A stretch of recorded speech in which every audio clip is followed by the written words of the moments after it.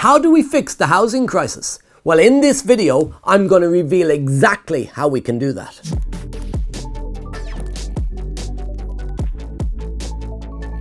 Hi, Kevin McDonald here. I've been a property investor and a landlord for a long time. I've been in the industry and this business for years. I came across this video featuring Judge Rinder talking about the housing crisis. I'm going to react to it, give my points, and then I'm going to talk about how we can fix the housing crisis. But before we get started, make sure to like, subscribe, and hit that notification bell. Rob Rinder has dealt with injustice in the courtroom for years, but now he's turning his attention to tackling housing inequality. The barrister and TV judge believes it's one of the most critical issues of the moment, and he's urging the Prime Minister to honour his pledge to deliver a renters' reform bill.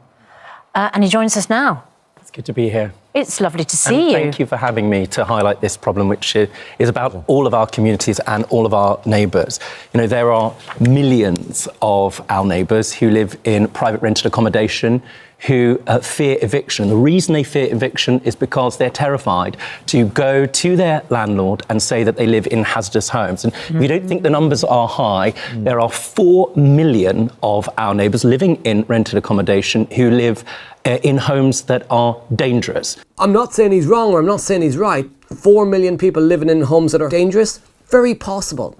There's a lot of rogue landlords out there, a lot of rogue landlords. I pride my business and the people that we educate at Progressive Property on how to do property professionally by taking rundown substandard properties and bringing them back into use. Taking empty properties, thousands of empty properties across the UK. The councils have got empty homes lists that with thousands of properties on them. They're not bringing them back into use.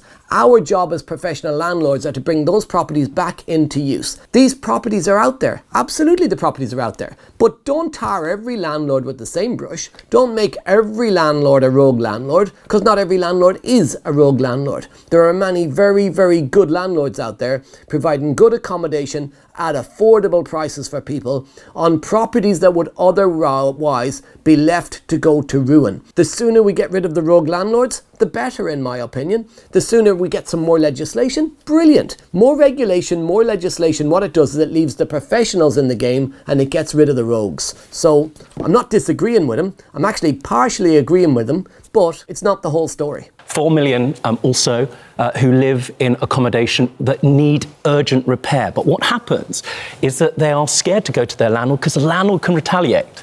And even though it's clear what the law is, the landlord can say, thanks very much, we don't want you here anymore, and they can serve a Section 21 no-fault eviction notice. Okay, so Section 21 no-fault eviction. Yes, it gets abused. I'll be the first to admit that. It gets abused. But you know what? I have never implemented the Section 21 with a no-fault eviction. I tell my tenants that I want them to treat the property as a home. They can stay there for as long as they wish. So long as they look after the property, they pay the rent on time, it's their home.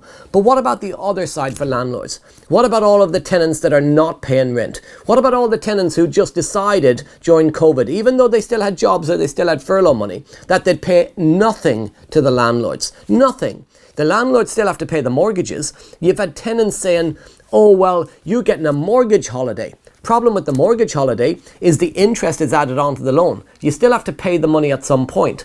Plus, if you go to try and raise any more money, if you look for another mortgage, the banks, when they're looking to lend you money, will look at the fact you took a mortgage holiday and say, you couldn't afford to pay your mortgage a few months ago. You're a high-risk investor now, a high-risk landlord. We're not going to lend you any more money. And the problem with the law is that it's not balanced. And it should be balanced. And there should be changes to Section 21. But changes that makes it fair on both sides. Not hammer all the good landlords as well as the bad. But there has to be a better process for fault evictions. People who are causing antisocial behaviour. People who are not paying rent. People who are damaging the properties that the landlords had give them. There's a lot of landlords in this country and they're not professional property investors like me with hundreds of properties.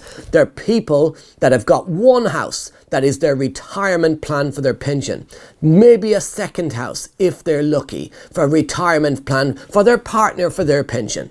When their tenant doesn't pay them, that leaves them in a huge problem. Yes, he's partially right, but you know what? He's also very much off the mark. That's my opinion. let's have good landlords, which is most landlords, on a national register to prove and demonstrate you've got a safe home and you're a decent person.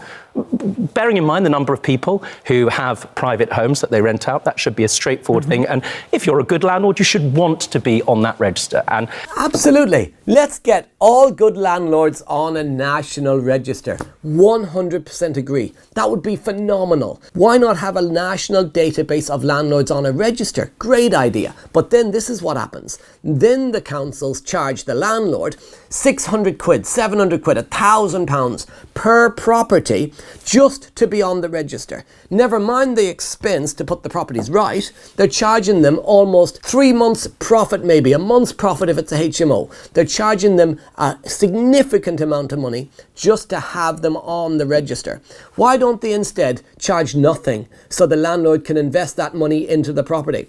Why don't they say you can be on this register for £1,000, or you can be on it for nothing if you can show proof of spending £1,000 improving your property, bringing in maybe some energy inefficiencies to your property. Why not do that? Because it's very unlikely they will. Why? Because it's another money-grabbing exercise by the government to try and get more money into the coffers at the expense of the landlords. The second thing we're asking for is to end Section 21, no fault eviction, so that people don't find themselves, as millions of people do, being terrified in their homes to complain on the basis that the landlord can come along and say, you know what, I'm going to put up the rent. You know what, I'm going to remove you and your children. I looked at a case this morning of a 52-year-old woman.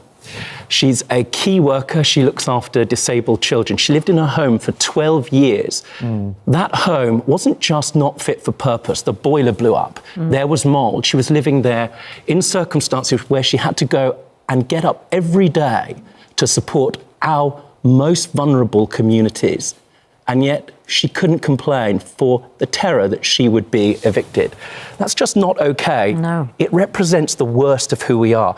That's absolutely despicable and wrong. He's 100% right there. That is completely wrong. That landlord should be convicted. That landlord should be stopped from being a landlord. But you see, she's lived there for 12 years. The whole system, it's too difficult to bring complaints against a landlord that's actually a rogue landlord. It's too difficult. The whole system, the red tape, makes everything too difficult. Too difficult for the landlord to evict a bad tenant, too difficult for a good tenant in a bad property to have their problems sorted out. And it's all due to red tape. It's all due to process and procedures and systems that stop getting straight to the point. Why not get rid of no fault evictions? Absolutely. Why not? But put a system in place that makes it easier to get rid of a tenant who's not paying rent. Because let's say you got a tenant not paying rent. They don't pay the rent. You've got to wait a few months of them not paying before you're even allowed to then evict them. Then you have to wait for a court case. So you wait a few months before you can actually apply to have them evicted. Then you've got to wait months to actually get to court. Then in court, if there's one tiny bit of paperwork that's not filled in correctly, you served the papers on the tenant a day too early, or an hour too early, or you served them in the wrong way, or you spelt their name incorrectly. So let's ignore the fact they've trashed the landlord's house. Let's ignore the fact that they've not paid their rent in months. You told them about it a week too early or a day too early. That's ridiculous. So then you got to get another court case. You got to wait again a few months for another appointment. Then the landlord finally comes back and he gets his eviction. Then he's got to wait 14 days. So they put there another 14-day notice. 14 days where they think, we're definitely leaving now. So let's trash the place before we go. Let's destroy the house on him before we go. Let's kick some windows in and punch some holes in some walls before we leave, because he's kicking us out. The 14 days are up, by the way. You've got a possession order. It says you can have your house back. The only problem is you can't. You can't have your house back, because if they choose not to leave after 14 days of the possession order, then they still don't have to leave. Then you've got to go back to the courts again, and then you've got to apply to get a bailiff, and maybe you go to the High Court to get a High Court bailiff to come and remove them. Then you have to pay for all that as well, by the way. So now you've got months and months of missed rent. You've got all the court fees. The process takes way too long. So the process for protecting vulnerable tenants takes way too long. The process for protecting landlords who are being ripped off at the same time, because it's a two-way street, also takes too long. Fix the process on both sides. It definitely needs fixing. Absolutely, but it's not a one-way street. These are people who live in the London Borough of Croydon, my home area, and he says he was inundated with hundreds and hundreds of examples. I mean, particularly we're seeing here severe mould and damp. You know, what is happening if our social housing is this kind of level? Because these are the poorest amongst us, and we need to start having this conversation, right? This is about housing. Good point on social housing. You've mentioned a lot of damp, and there's some really bad properties out there with damp. But you know what?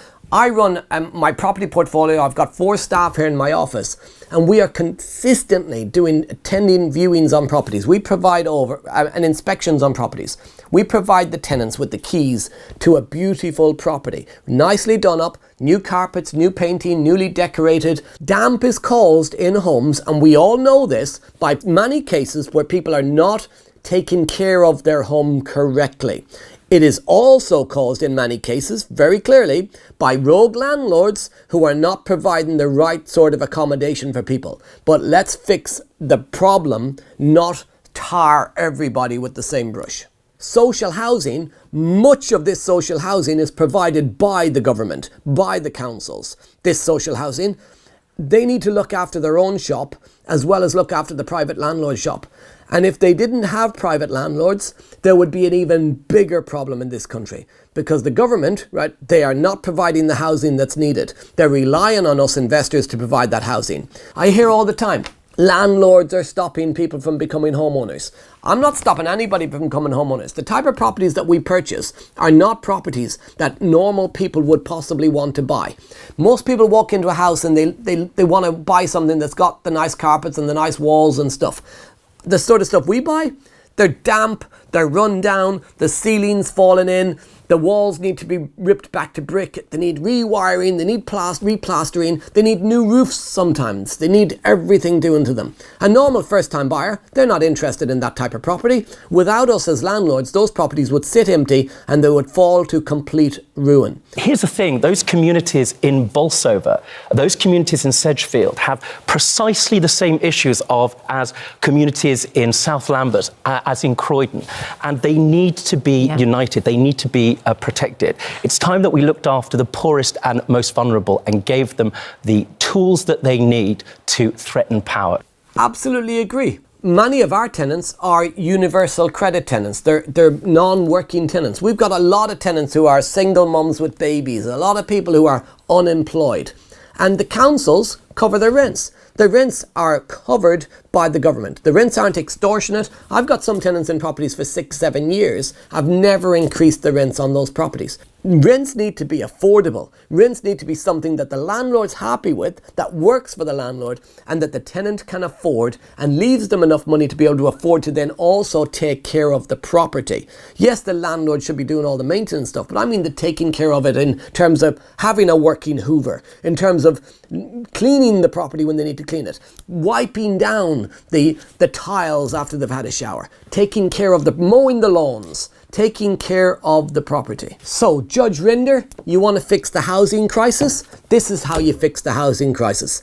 Not by alienating all the good landlords, not by alienating all landlords and putting them all tarred with the same brush. How you fix the housing crisis is by working with private landlords. Because you know what? The government, they're not going to fix the housing crisis. The government have tried to fix the housing crisis for years. Maggie Thatcher sold the council housing stock. She got rid of the stock, not all of it, but a load of it. She got rid of the stock back in the 80s. That wasn't to try and help council tenants or the most deprived tenants in the country. That was selling off stock, reducing the council stock. What do we need? We need better quality accommodation. We need more accommodation. How are we going to provide it? All of the empty properties around the country, all the empty properties in your towns, in your cities? Why don't the council work with private landlords to give them the opportunity to bring that property back into use? Private investors are the ones that can solve this problem, but only with the right support from the government. The government are not solving the problem. The government don't have the money to solve the problem. And unless they actually deal with the problem, it'll only get bigger. The reason house prices are getting higher is not because of landlords, by the way. The government printed £1 trillion in 2020, £1 trillion. When you print that much money, it devalues money. You put more money into the economy, it devalues money, and it creates inflation. And what goes up with inflation? Everything. Milk, bread, butter, petrol, and property. Everything. Because there's always inflation. There'll always be increases in wages. There'll always be increases in rents. There'll always be increases in house prices. So that's a distracting and irrelevant thing. What we should be focused on is the actual problem, which is there's millions of empty properties in the UK, empty properties. There's also millions of rundown, substandard accommodation, substandard properties that need to be brought back into use, the empty ones, and improved, the rundown ones. And who's going to do that? Private investors. You and me. That's who's going to do that. But the government need to help. And then we've got this rogue landlord thing. Okay, I bet you in this video, you'll have people coming into this video going, oh, landlords pushing houses up, landlords, whatever. Right, here's the thing.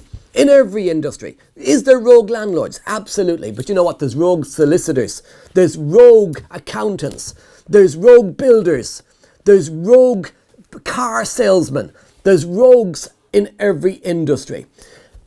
Landlords are good. Some landlords are bad. If you're a good person and you're thinking about getting into property, do you know what? The industry needs you. The industry needs more good people like you. But let's clean up the property industry. Let's make it a better industry. But it's got to be a balance, because you know what? There's rogue tenants. There's good tenants and there's rogue tenants. What about rents? Should they be capped? No. Why would we cap rents? The last time I checked, we live in the United Kingdom, a democratic country. We don't live in a communist government country. We don't live where the government can tell us when we can cross the street, what we can eat, what we can do. Should the rents be capped? Absolutely not should rents be capped. Why? Should wages be capped? Should everything be capped? Should we not be allowed any movement on anything? If you're going to cap rents, you got to cap everything. It's like making sure you've got fuel in your car. It's like making sure you oil your car. When you see a rent that goes to a landlord, that money doesn't go in the landlord's pocket. A proper landlord reinvests a lot of that money back into improving that property or keeping the property to its current standard in itself. That costs money. The maintenance side. What about making sure they've got cover for void periods? When a property is empty, the councils will charge you council tax. Why don't they not charge you council tax on an empty property so you've got more money to invest into improving the property? Why don't they work with us to make it fair? But should rents be capped? Absolutely not should rents be capped. If you cap rents, I promise you, for anyone who thinks that's the solution, I promise you that will create even more problems. Even more problems. Capping rents is not going to get rid of a rogue landlord. Capping rents, right, while wages are going up, capping rents is not going to improve properties. Capping rents is going to make properties even more substandard because there'll be less money to put back into those houses. So the housing crisis is a real big problem. Do you agree with what I've said? Do you disagree with what I've said? Let's have the debate in the comments. I'd love to know what your thoughts are. Get commenting. If you've enjoyed this video, make sure you like, subscribe, and hit that notification bell. I'm Kevin McDonald. I'll see you on the next video.